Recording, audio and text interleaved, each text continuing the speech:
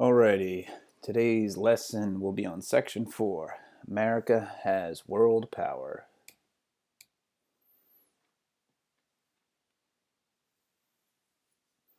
Alright, so the main idea, the Russo-Japanese War, the Panama Canal, and the Mexican Revolution added to Americans' military and economic power. Now, why does this matter today? American involvement in conflicts around 1900 led to involvement in World War I and later to a peacekeeper role in today's world. All right, the assassination of William McKinley in 1901 thrust Vice President Theodore Roosevelt into the role of world leader. So here's a picture of Theodore Roosevelt, my boy Theodore Roosevelt. In 1904, Russia and Japan were both imperialist powers. Imperialist, if you remember, means trying to establish footing in other areas of the world. So not just where your country is, but have land and assets in all parts of the world. So Russia and Japan were both imperialist powers, and they were competing for control over Korea. And the Japanese took the first action in what would become the Russo-Japanese War with a sudden attack on the Russian Pacific Fleet. To everyone's surprise, Japan destroyed it and also won a series of land battles. As a result of these battles, Japan began to run out of men and money. Japanese officials approached President Roosevelt, right here, President Roosevelt, and asked him to mediate peace between the negotiations. Roosevelt agreed, and in 1905, Russia and Japanese delegates convened in New Hampshire, and the successful efforts negotiating the treaty, President Roosevelt won the Nobel Peace Prize Awards in 1906. That's a pretty big award. It's the Nobel Peace Prize.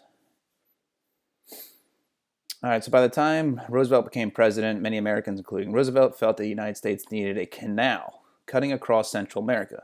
Such a canal would greatly reduce travel time for commercial and military ships by providing a shortcut between the Atlantic and Pacific Oceans. Now, what am I talking about? Right here, the Panama Canal. So this was not here before this time.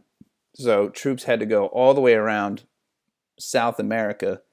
So if you were coming from New York, you wanted to go to San Francisco, you had to go all the way down South America, all the way back up.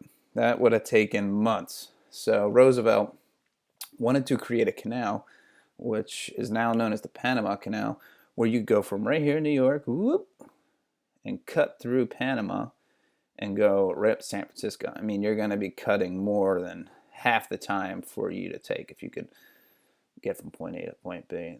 That's where the canal was going to be. Okay, so engineers identified two possible routes for the proposed canal. One was through Nicaragua.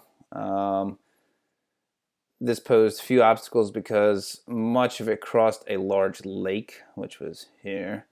But the other route was through Panama. But back then it was a province of Colombia. And it was way shorter. But it was filled with mountains and swamps. So it's kind of hard to decide, like, where are we going to put this canal? Are we going to put it here?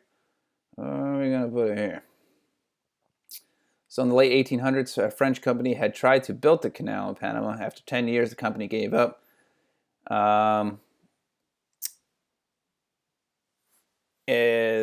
So they also sent an agent to Washington to convince the United States to buy the claim. And in 1903, the president and Congress decided to use the Panama route and agreed to buy the French companies for $4 million.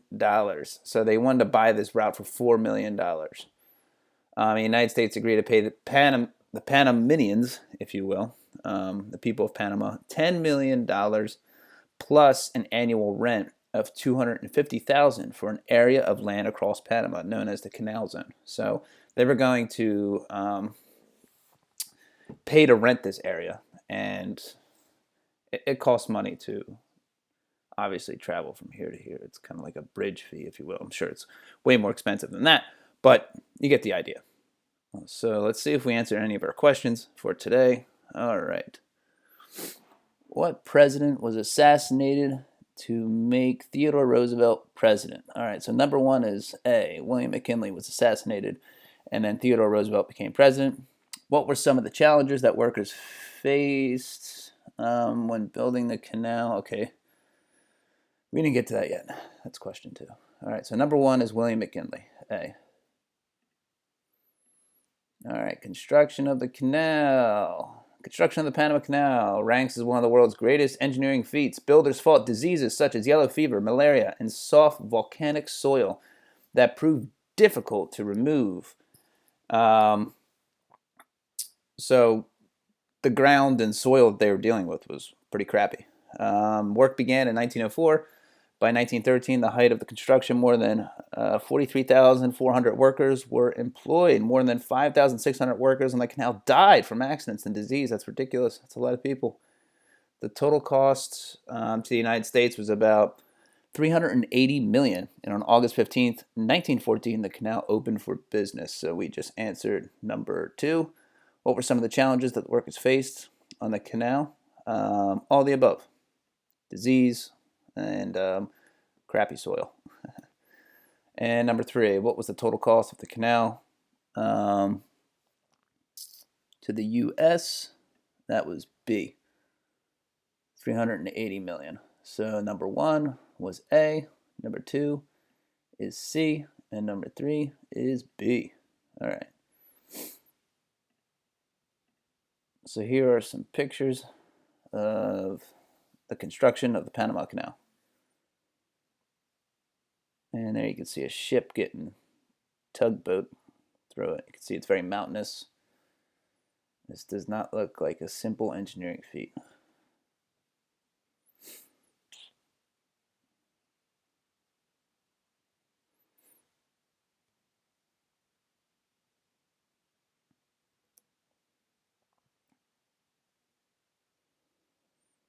All right, so the financial factors drew the United States further into Latin American affairs. So building this canal is going to start to create other problems in Latin America. This is Latin America. And by the late 19th century, many Latin American nations had borrowed huge sums of money from European banks to build railroads and develop industries. And Roosevelt feared that these nations defaulted on their loans, the Europeans might intervene. So if these countries could not pay the Europeans back, they were afraid that Europe would get involved in Latin America, and he did not want this. And he was determined to make the United States the predominant power in the Caribbean and Central America. So the Caribbean is right here, and this is Central America. So he wanted America to be kind of like the overseer of all this here, not Europe, which was going to be across the ocean there. All right, so during the next decade, which is 10 years, the United States exercised its policy power on several occasions. In 1911, a rebellion in Nicaragua left the nation nearly bankrupt. President William Taft, Roosevelt's successor, arranged for American bankers to loan Nicaragua enough money to pay its debts. In return, the bankers gave the right to recover their money. U.S. bankers gained control of Nicaragua's state-owned railroad system and its national bank. And the Taft administration followed the policy of using the U.S. government to guarantee loans made to foreign countries by American business people. And this policy was called the dollar diplomacy. It often used to justify keeping European powers out of the Caribbean. So this is the main point coming out of all of this. The dollar diplomacy is going to be enacted, and this was used to justify keeping Europe out of the Caribbean. They wanted America to be in control of the Caribbean, if you will. So you're going to see another president, Woodrow Wilson, in 1913. He's going to come up with another doctrine called the missionary diplomacy, and that gave the United States the moral responsibility to deny recognizing any Latin American company that it viewed oppressive, undemocratic, or hostile to U.S. interests. And this is going to come into play during the Mexican Revolution.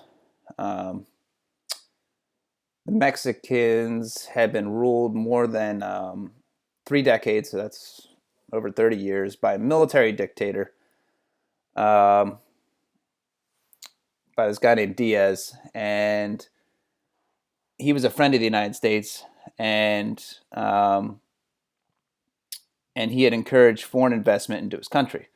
As a result, foreigners, mostly Americans, owned a large share of Mexican oil wells and mines and railroads and ranches down in Mexico. While foreign investors had grown rich, the common people of the country were desperately poor. In the 1911, Mexican peasants and workers, led by this dude named Francisco Mandarano. All right, Francisco. They overthrew Diaz. So in 1913, Mandarano was overthrown by another guy named Victorino Huerta, and President Woodrow Wilson refused to recognize this government after this overthrow, and he called this the government of butchers. So you're going to have a lot of poor people and peasants rise up against this military dictatorship and overthrow the government. And our president at the time in 1913, Woodrow Wilson, was like, you know what, we're not going to recognize this government. This is ridiculous. We like the previous guy, Diaz, which sounded like Diaz wasn't so good. So President Woodrow Wilson adapted a plan for watchful waiting, looking for the opportunity to act against Mexico. So U.S. was going to get angry about all this. The opportunity came in 1914 when a Mexican officer arrested a small group of American sailors. And the Mexicans quickly realized who they were, and they apologized. But President Woodrow Wilson used this incident to intervene. And he sent in the U.S. Marines to occupy Veracruz, and that was a Mexican port. And 18 Americans and at least 200 Mexicans died in this invasion. So this is going to bring Mexico and America very close to war. But Argentina, Brazil, and Chile stepped in to mediate the conflict. And they proposed that Mexico's new leader, Huerta, step down and that U.S. troops withdraw and not to pay Mexico for any damages. Mexico rejected the plan, and Wilson refused to recognize the new government. But Huerta's regime finally came down, collapsed on him. And this other guy named Carranza became president in 1915. After that happened, Woodrow Wilson, the U.S., withdrew its troops and formally recognized Carranza. But when we recognized President Woodrow Wilson, when we recognized Carranza's government, this other guy named Pancho Villa, you might have heard of this guy, threatened the United States. So this guy was going to be pretty upset that we're going to recognize this dude's government in Mexico. So in January 1916, American engineers were operating mines in northern Mexico, and before they reached the mines, Pancho Villa's men took Americans off the train and shot them all. 2 months later, Villa's men followed up and raided Columbus, New Mexico, which is a part of the United States, and killed 17 Americans. So this dude is going to be causing crazy havoc south of the border. So with the American public demanding revenge, President Woodrow Wilson ordered Brigadier General John Pershing and 15,000 soldiers into Mexico to capture Pancho Villa, dead or alive. And for almost a year, Villa eluded American forces, and Mexicans grew angry over the U.S. invasion of their land. And in June 1916, U.S. troops clashed with Mexico's army, resulting in deaths on both sides. So the Mexican army is going to get involved too. And this war seems pretty close at this point between Mexico and America. However, both sides backed down, and the United States was facing war in Europe, which was going to be World War I. And it needed to bring peace to the southern border. So we almost got into another war with Mexico right before World War I. Not a lot of people know that. All right, so the United States pursued and achieved several foreign policy goals in the early 20th century. First, it expanded its access to foreign markets in order to ensure continued growth of the domestic economy. Second, the United States built a modern navy to protect its interests abroad. And third, the United States exercised its international policy power to ensure dominance in Latin America. So this is pretty much a sum of what the United States achieved in foreign policy in the 20th century. So that's going to be the early 1900s. All right, so in 1920, Pancho Villa, going back to Pancho Villa, he made an agreement with the Mexican government, and he retired to his hacienda. He retired to his house. But in 1913, in 1923, another presidential election was coming up. So Pancho Villa re-involved himself into Mexican politics, but so he was maybe trying to take over the government again. But like shortly after that, Pancho Villa was assassinated. He was like going down to shop in town. Someone just lit him up, and here's his car, and you can see the bullet holes in his car. So let's see what questions we still have left. All right, number 4. What are the 2 violent things that Villa did to Americans? Villa's men shot American engineers. Pancho Villa's men raided New Mexico and killed 17 Americans. So number 4 is going to be C, all the above. And what were the foreign policy goals the United States achieved in the early 19th century? We just went over that, and that's going to be all the above.